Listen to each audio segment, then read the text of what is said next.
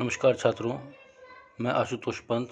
आज हम कक्षा छठी रुचिरा भाग 1 पाठ 12 दशमः त्वम असि इसके विषय में पढ़ेंगे।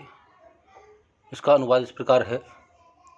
पाठ का नाम है दशमः त्वम असि, अर्थात दशमः माने दसवें, त्वम असि तुम हो, दसवें तुम हो। एकादश दश बालका स्नानाय नदीम अगच्छन्। एकदा एक बार 10 बालका 10 बच्चे स्नानाय नहाने के लिए नदीम अगच्छन् नदी में गए। एक बार 10 बच्चे नहाने के लिए नदी में गए। ते नदी जले चिरम स्नानम अकुर्वन्।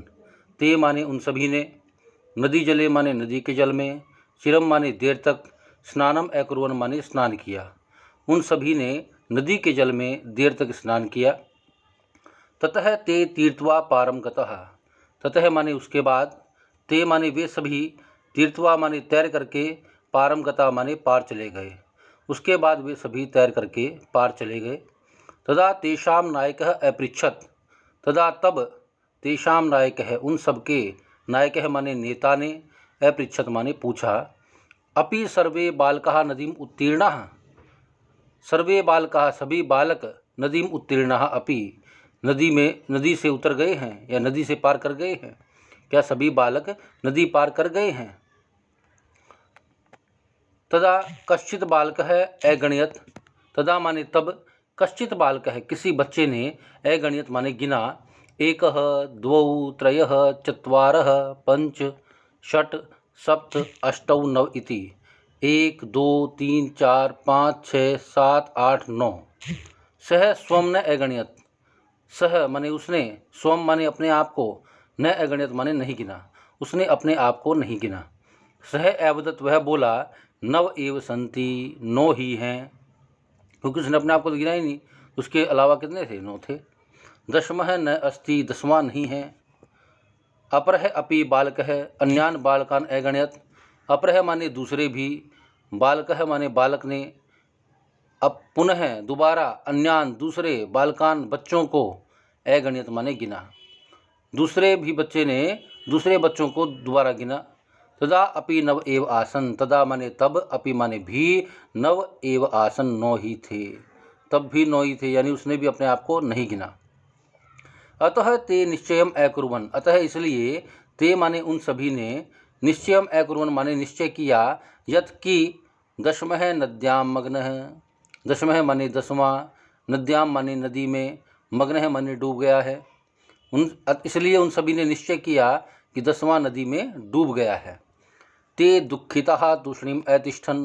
ते माने वे सभी, दुःखिताः माने दुख से, तूष्णीम माने चुपचाप, अतिष्ठन् माने बैठ गए। वे सभी दुख से चुपचाप बैठ गए। उन्होंने सोचा भाई कि जो है 10वां तो नदी में डूब गया, अब क्या फ़ायदा, इसलिए सब दुखी हो गए। तदा कश्चित पथिकः तत्र आगच्छत्। तदा माने तब, कश्चित पथिकः कोई राहगीर या यात्री, तत्र माने वहाँ, आगच्छत् माने आया, तब कोई यात्री वहाँ आया। सह तान बालकान दुखितान दृष्ट्वा अपृच्छत्।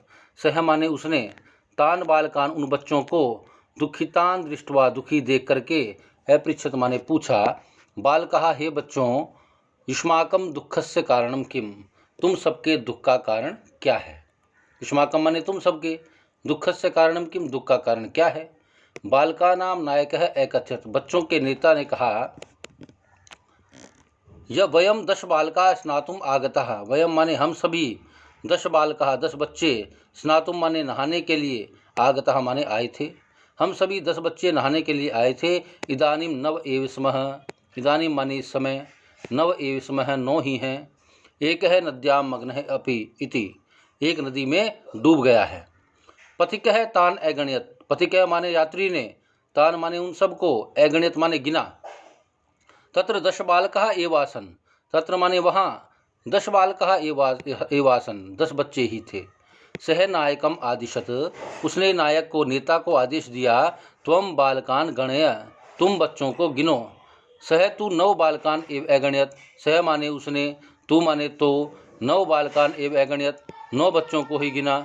तदा पथिकः अवदत्। तब राहगीर ने कहा, दशमः त्वम असि इति।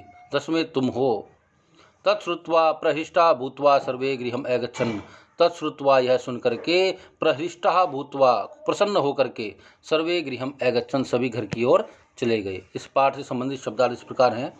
इदानीं माने अब, एकदा एक बार, स्नानाय नहाने के लिए, निर्मलम साफ, शीतलम ठंडा, तीर्थवा तैरकर, नायकः नेता, चिरम देर तक, उत्तीर्ण पार कर लिया इत्यादि। तो आशा है आप सभी को ये पाठ समझ में आ गया होगा। धन्यवाद।